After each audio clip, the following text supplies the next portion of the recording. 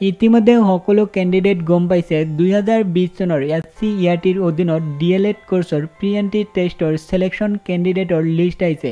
যিসকল কেণ্ডিডেটৰ লিষ্টত নাম আহিছে সেইসকল কেণ্ডিডেট এতিয়া অনলাইন কাউন্সেলিং পাৰ্টিচিপেট কৰিব পাৰিব। আপুনি যিটো মোবাইলতে ভিডিঅ' চাই আছে সেই মোবাইলতে ঘৰতে বহি অনলাইন কাউন্সেলিং পাৰ্টিচিপেট কৰিব পাৰিব। কাউন্সেলিং পাৰ্টিচিপেট কৰিবলৈ এই ভিডিঅ' ডেছক্ৰিপশ্যনত লিংক পাব, সেই লিংকত ক্লিক কৰি ডাইৰেক্ট এই পেজত আহিব।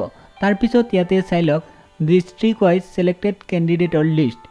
ইয়াতে ক্লিক কৰি ডিষ্ট্ৰিক্ট ৱাইজ সিলেকশ্যন কেণ্ডিডেটৰ নাম চাব পাৰিব। লিষ্টত যদি নাম আছে তেতিয়াহ'লে অনলাইন কাউন্সেলিং পাৰ্টিচিপেট কৰিব পাৰিব।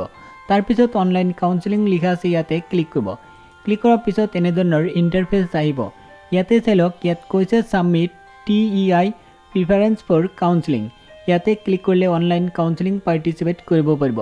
যদি আপুনি লিষ্ট চেক কৰিব বিচাৰিছে নাম আছে না নাই তেতিয়াহ'লে ইয়াতে ক্লিক কৰিব। ক্লিক কৰাৰ পিছত এনেধৰণৰ ইণ্টাৰফেচ আহিব, লোডিং হৈ আছে। ইয়াতে চাই লওক আহি গ'ল।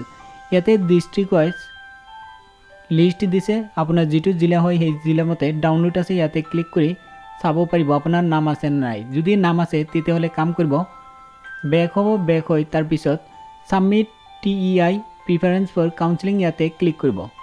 ক্লিক কৰাৰ পিছত নেক্সট পেজ এটা ওপেন হ'ব। ইয়াতে চাই লওক আহি গৈছে। ইয়াতে চাই লওক সাবমিট নাও লিখা আছে, ইয়াতে ক্লিক কৰিব লাগিব। ইয়াতে ইম্পৰ্টেণ্ট কথা এটা উল্লেখ কৰিছে, এবাৰ যেতিয়া প্ৰিফাৰেন্স সাবমিট কৰিব তেতিয়া চেঞ্জ কৰিব নোৱাৰিব। ইয়াতে উল্লেখ কৰিছে সাবমিট কৰোঁতে ভালকৈ কৰিব লাগিব।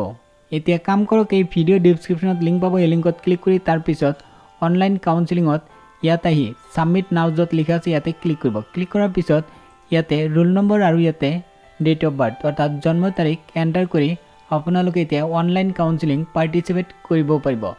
এতিয়া লিংক এক্টিভ আছে, ভিডিঅ' ডেছক্ৰিপশ্যনত লিংক দিছোঁ, সেই লিংকত ক্লিক কৰি এতিয়াই অনলাইন কাউন্সেলিং পাৰ্টিচিপেট কৰক।